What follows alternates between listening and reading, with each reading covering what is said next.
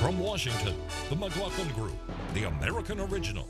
For over 3 decades, the sharpest minds, best sources, hardest talk. Hello, and welcome to another edition of the McLaughlin Group. This time, the first group getting together after the election. We'll get into that in a minute, but I just want to put a note that we're taping this on Thursday, November 5th. So things may have changed by the time you're watching it, but hopefully you will gain some interesting insight and analysis anyway. Our guests this week are the familiar faces of Eleanor, Clift, Clarence Page, and Pat Buchanan. And our special guest this week is the data wizard, Ryan Girdusky. Welcome, Ryan. And on that note, we should get to our first issue, which is issue 1, counting the votes. Frankly, we did win this election. I'm not here to declare that we've won, but I am here to report when the count is finished, we believe we will be the winners. In an exceptionally tight presidential race, Joe Biden inched state by state towards the magic 270 electoral college votes and victory. But pointing at what they allege were voting irregularities, allegations Democrats earnestly refuted, the Trump campaign pushed for the Supreme Court to take action. Pat, obviously President Trump performed far better than was expected. But as we sit here now, how do you see the state of the race and the prospects for who will be the next president? Well, Tom, I think you've stated it pretty well at the open. I think Donald Trump may well be defeated in the Electoral College, which a lot of folks thought he had won as of Tuesday at midnight. But Trumpism is alive and well. The country is deeply divided and polarized. I think we're headed for gridlock and paralysis. And here's why. It's not only a contested election we've got at the presidential level. In the Democratic Party, where they expected a real blowout, a blue wave, Nancy Pelosi lost seats in the House and is still losing them at this count. Secondarily, in the U.S. Senate, Republicans appear headed for a clear majority, which means an end to Biden's tax deal if he wins, an end to Medicare for all, an end to DC statehood, an end to Puerto Rican statehood, end to reparations, all the rest of it, because Republicans will be a blocking force. If Joe Biden wins this, he will inherit the COVID-19 crisis at the very moment when sicknesses and hospitalizations and deaths are beginning to rise to new records. And that will be the inheritance he gets from the previous administration. And it's going to be a very difficult time for our country, I think. Eleanor, your thoughts? The country is yearning for leadership. Sure, the president is president-elect, and I believe it's going to be Joe Biden, is inheriting a very big burden. I think he's got the capability, he's got the professionalism, he's got the temperament to do the job. The president, what's different about this election is the president, even if he loses, is going to try to continue to be a dominant force in American politics. I can't think of another defeated presidential candidate except maybe George Wallace, who continued to have some influence within the Democratic Party and nationally after he was defeated. The president doesn't do much with the job except tweet anyway, so he can go off into the sunset and continue tweeting. But that is a new phenomenon, and we still have a considerable amount of time until Inauguration Day, and worry about this. We have a tradition in this country of one president at a time, but there's going to be a lot of pressure on Joe Biden, on President Biden, if he does pull this off, as is anticipated, to set up a pandemic task force, to put a spokesperson, to put people with knowledge, with scientific knowledge in place, and to help the country get through the pandemic that the president so sorely neglected. Okay, Ryan, your thoughts on where we stand, and feel free to take your time here, because obviously we're going to give a lot of time to this first issue. But the very where you see the Senate going, obviously pickups in the House, presidential election, and then what does it mean for the future of politics and certainly President Trump's power over the GOP? Right. Well, President Trump had in crazy coattails behind him. Republicans are going to pick up over 100 state legislative seats, about a dozen or more House seats, and they're probably going to keep and maintain the majority in the United States Senate. None of that was expected. Going into this election, you had analysts and experts and polls saying that not only were they going to lose all these seats, but the Democrats were going to flip the Texas State House, the Arizona State House, the Arizona State Senate, and the Minnesota State Senate, at least at minimum. None of that happened, and now actually the Republicans took over the New Hampshire state legislature entirely. Democrats did terrible in this election. I think there has to be a serious consequences for that. I think there's going to be a conversation of Nancy Pelosi and Chuck Schumer's leadership. Chuck Schumer, especially coming out of the 2018 election, where he had very bad results considering what the expectations were. As far as this election goes, Donald Trump has a very narrow chance to sit there and win. And I think the two biggest mistakes of his campaign, and I cannot stress this enough, is that first, they were not prepared whatsoever to start counting or fighting for legal when the ballots were counted. They didn't have lawyers on the ground at all. You have the case in Savannah where they told poll workers to sit there and go home. They were stopped counting, and then they maintained and continued counting well into the night. Situations like that happen where poll watchers weren't legally allowed to be there and not given ample amount of room to be there to watch ballots. A lot of those questions are going to be going into the future. And the fact that the Trump campaign wasn't ready, and a lot of these local county level administrators of ballots mishandled it terribly, is going to raise questions in a lot of people's minds over whether this election was done legally. And that's really, really problematic for our democracy. That was the first problem with the Trump campaign. The second problem was Jared Kushner's plan, which was I'm going to get out the minority vote. It was very successful in places like Florida, Texas, to a point in Nevada and Arizona, where down ballot races, they're very, very competitive and close. Where they failed, though, was the Midwest, which doesn't have a large Hispanic population at all, and where the black vote, while he increased the black vote according to exit polls, and who knows if they're correct, but according to exit polls, he increased the black voters between the ages of 25 and 44 increased by 10 points towards Donald Trump. The problem is they don't make up the majority. Black voters over the age of 55 do, and he didn't increase by a single percentage point in that area. That is what it was, not going after white working class vote. Let's bring Clarence in.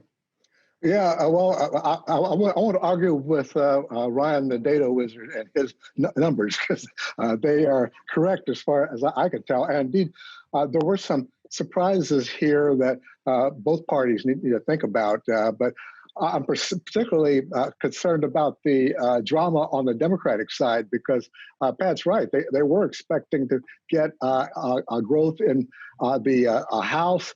I predicted that they were going to take the Senate as well. Wrong. And the turnout, interestingly enough, President Trump outperformed expectations when it came to the Hispanic and Black turnout. Not big enough to change the outcome, but significant because he had any increase at all among Black voters, although it appears that increase came among Black male voters as opposed to Black women who, as expected, turned out heavily for Biden. I'm also interested in the Hispanic vote. There were a lot of misguesses about that. Well, particularly important in Florida, where people expected Hispanic voters to respond in a kind of block that we are familiar with African American voters, forgetting the distinct differences and the strength and the power of the Cuban American community there. And they also have, of course, Venezuelans, Nicaraguans, and all over Latin America. You've got ethnic groups represented there in Miami. But the Cuban voters should never underestimate their vote power and their conservatism. And when it comes to the impact that Trump hitting Biden for being soft on Castro-style communism apparently had a devastating effect as far as Biden's Cuban-American turnout. So I think that there's going to be a lot. That's not only for starters. There were a lot of places around the country that defied the expectations, and people are going to have to take a closer look at afterwards. So Eleanor, you come in. We'll go around the circle, but Eleanor, I saw you want to. Well, I drank the Kool-Aid. I talked to a lot of people close to numbers, pollsters, pundits, and they were all uniformly predicting 7 to 8, maybe even at the NBC Wall Street Journal had a 10-point lead of Biden over Trump nationally, which would have lifted a lot of races into Democratic control. So the repudiation of Trump didn't happen. He got more votes this time than he did 4 years ago. And when I look at, I haven't decided whether Democrats underperformed at the congressional level or Republicans overperformed. But I think Pelosi and Schumer made a mistake in not agreeing to some piecemeal package, some COVID relief. I think they got blamed for that. And the pollsters, I guess the hidden Trump vote, the shy Trump vote, does exist. And I think we have to acknowledge that. But Biden has won more votes than any presidential candidate in history. He's over 50% easily, which Bill Clinton never achieved. So this is not an insignificant win. And it looks like he's going to carry all the Clinton states, plus rebuilding the blue wall of those 3 Midwestern states, plus flipping Arizona potentially, and Georgia, which is a huge tribute to Stacey Abrams and the work she has done in motivating the Black vote there.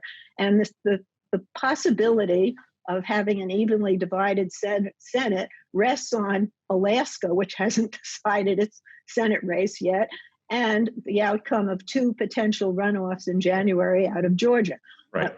That's a steep climb, but it's not non-existent. Let's go to Pat. If Ryan is right, and the Democrats in the House lose 10 or a dozen seats when they're expected to have a blowout and they had all that money, she should be, and I think she will be, a target during these interim months before the inauguration for possible change. Look, the Democratic leadership in the House is Nancy Pelosi at 80 years old, Steny Hoyer, I think, is 81, Jim Clyburn is 80. All these folks are sitting there in power that just presided over a loss of an historic opportunity. So I think you're going to have real problems there. Let me say this, and it's going to be unhappily received, about Joe Biden. Now, is it true that Joe Biden is enfeebled and frail far more than he was before? Everyone says this is something the story just put out by conservatives and the rest. We're going to find that out very soon in the next 80 days, if he wins, when he takes over the leadership of the country. And if that is true, I think you could have a real problem also in the Democratic Party from AOC and the others who say, you ran this bland, straight campaign hiding in the basement. You didn't take all these good fighting issues we had, and you didn't do well you didn't take the Senate, and you lost 12 seats in the House. You people should move aside. You're too old. It's our turn. All right, let's go to Clarence. You may be right about AOC, but I have to take issue with these questions about Joe Biden's state of mind after watching our president go bananas on TV Tuesday night. Pat, you saw it like I did. I mean, that was just over the top, even for Trump. It went beyond a tantrum. He was up there talking, he was declaring victory. He was sending signals to everybody that he'd been robbed, and just really provoking the kind of response that you get from the nutcases who come out on the streets with their bombs or whatever. I mean, that was just so irresponsible. I was with, well, yeah, Antifa has never done anything like that. They have the bomb, not you. Even so. Let Clarence finish and then I'll come to you. That's a typical Democrat line, as if Antifa was a branch of the party. I'm not even going to deal with that when we've got a president who's up there giving inspiration to extremists. I mean, his job should be to calm people down, but it just ain't in him. Okay, Ryan, I'll let you finish us off and then we'll get to issue 2. Okay, really quickly though, the problem with Nancy Pelosi and Chuck Schumer was they were so confident they were giving into left-wing talking points. They didn't get obliterated in just typical white working class areas. They got obliterated in the suburbs that they had just won in 2018. Places in Oklahoma, in Iowa, in New Mexico. That's where they lost, because they were talking about defunding the police openly. They were talking about adding seats to the Supreme Court. They were giving in to the extremist left, and the extremist left still wants more concessions from them. And while Pelosi's delegation has decreased, AOC's delegation has increased. It's going to be a battle of wills. All right, we'll move on to issue 2, Susan and the Senate. I just received a very gracious call from Sarah Gideon conceding the race. Trouncing pollster expectations, Republican Senator Susan Collins won re-election in her main Senate race this week. Her supporters' cheers were not solitary. Across the nation, the Republican Party beat the odds in tightly contested races, securing the prospect of a continued majority in the nation's highest chamber. Eleanor, your thoughts on the specific situation with the Senate, as much as you can give thoughts at this moment. Well, I think that Democrats expected to pick up seats. They're not. We're probably going to go into divided government, which is going to look a lot like it's looked for the last 6 years, or however long. Going back into much of Obama's term and Trump's as well. But it's still going to be different because Trump is not going to be in the White House. It's going to be Biden, who has a very different relationship with the Senate. He's a creature of the Senate. He's known Mitch McConnell for 30, 35 years. Some of the most significant deals, if you will, during the Obama administration were forged between Obama and McConnell.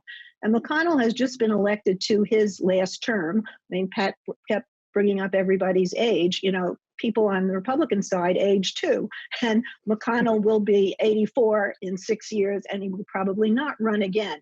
So, and with Trump out of the way, all the judges filled, he may be thinking about a different legacy of his own. He might be ready to strike some deals for the good of the country. The country faces enormous challenges. Does McConnell really want to be the blockade against any progressive legislation? I use progressive to include a health care fix if Affordable Care Act gets overturned, infrastructure, which is badly needed, another COVID relief bill, which he's now indicated that he will go forward with in the lame duck Congress. So I'm not giving up. And all this business about defunding the police and expanding the court and Puerto Rican statehood, who was talking about that? Republicans were talking about that, trying to scare voters away. AOC knows how to count. Bernie Sanders knows how to count. Eleanor, those issues are off the table, and they were really on the table with that. Excuse me, I get to finish. And I'll borrow a page from our vice president to come. So there, it's Republicans who really made a lot out of those issues. Got to move on to Pat. Look, Eleanor, let's talk about what Biden did during the election. He ran all over Pennsylvania. I swear to God, I'm not against fracking. You know, then during the debate, he mentioned what's going to happen to the oil industry. Then he pulled that back. He can't do that sort of thing. And as president of the United States, and if he tries to get it through, Mitch McConnell's got to be responsive to his own Republican base. The Republican Party is going to be looking at what they see in the House with Nancy Pelosi, looking at Joe Biden, looking at the problems he's going to face, and looking at 2022, where they believe, and correctly so, you're going to have a massive swing backwards. And one of the ways to achieve that is to block the liberal agenda. Where's Joe going to get his agenda? Ryan, come in. Also in 2022, Republicans will be in charge of redistricting most House seats in the entire country because they won so many state legislative seats this time around. But it was absolutely Democrats about defunding the police. That is nonsense. That is literally, they used race-based politics this entire election season. Kamala Harris stood there and called Joe Biden a racist. And she believed that he was, was a sexual. No, she didn't. She didn't call him a racist. She did. She was insinuating he was a racist on a debate stage. You're reading your own propaganda. She literally did. Let Clarence respond. That was bust. It was minorities who rejected that. Find me the tape, Ryan. Find me the tape. She never used the R word. She said you did not. Ryan, let Clarence respond, and then I'll come back to you. No, it's true. I mean, what part am I responding to here? Well, so you don't have to actually, Clarence, what do you think is going to happen with the Senate? I mean, that's really what I want to get at here is where are we heading in terms? Joe Biden has got a challenge ahead of him, obviously. I mean, look what happened after Barack Obama came into office with Democratic control of both houses, and then he lost it in the midterms. And what happened after that? Not much. I mean, luckily he got Obamacare through before the curtain fell, but he had to go to the pen and the phone. And that's what also President Trump has had to do, same sort of thing after Democrats took back the House. And now Biden's coming in with the Senate out of of Democratic control. But, he's been asked about that, and he said, look, I spent all these years on Capitol Hill. I know how to work with the other party across the aisle. Well, that was a different Congress back then, or a couple of different Congresses for that matter. But I think if anybody can get something done across the aisle, it'd be a guy experienced like Joe Biden and a man of moderate temperament who is willing to negotiate. And Ryan, you're right. The AOC and the progressives are in the wings, feeling very frustrated. They're going to want to express their views as well and get some clout in the party. And you know what? I mean, this younger generation needs to get some clout sooner or later. Right. This all is going to happen sooner or later anyway. So why not let it happen now? Let's bring Ryan back in because I want to say one thing that you mentioned about polls before, because we haven't mentioned it yet. The reason that pollsters were off, and I want to give a shout out to my friend Robert Cahaley from the Trafalgar Group, who got almost every race correctly and was in the margin of error correctly in almost every race that I saw.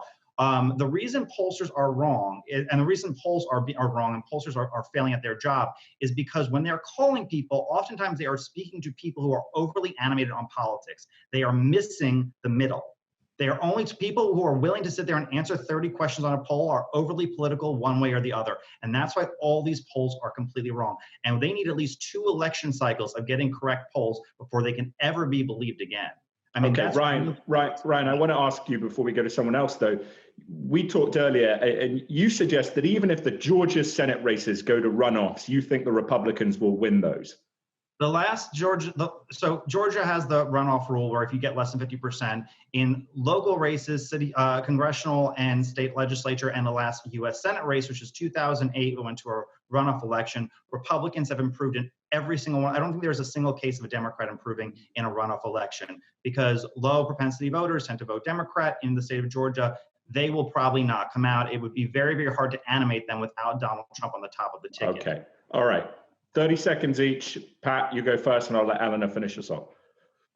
Well, I think my view is, knowing a little bit about human nature and some experiences, that the Republican Party and Mitch McConnell are going to, now Eleanor might be right, they might go for big spending deals on infrastructure, but they are going to find a way to humiliate and defeat the Democratic Party and the Democratic left, and they're going to force Biden, I think, for lack of success in working with them, to try to cut deals with the left wing of his party, which Biden knows, and we saw it from the campaign he conducted, is an absolute disaster for his party. Okay. And I think we're heading for that. I'm sorry.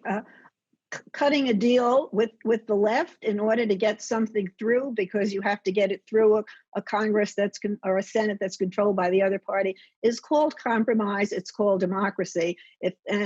Ronald Reagan, if you could get a half a loaf, he was happy with a half a loaf. And he would say that some of the conservatives in his White House, like you, Pat, wanted him to jump off the cliff with the flag flying, and he didn't. So there's deal making. Biden knows how to do it. McConnell knows how to do it. And does McConnell really want to be the person who blocks this country from any legislative accomplishments for the next 4 years? I don't think that's a pretty place to. Saw what he did to Barack Obama, didn't you? We're going to have to we'll have to come back to this. Anyway, we're going to go into predictions. Pat. My prediction is that the Republicans are going to win both of those Georgia seats, and they are going to capture the Senate. And Mr. Cunningham in North Carolina had a bad personal error, which may have cost the Democrats the Senate. Okay, Eleanor. My prediction is that President Trump is basically going to be AWOL as our president over the coming months, and that President-elect Biden will be setting up a pandemic task force with credibility and begin to build a relationship with the American people that he's going to need in order to have some clout to negotiate on Capitol Hill. Okay, Ryan?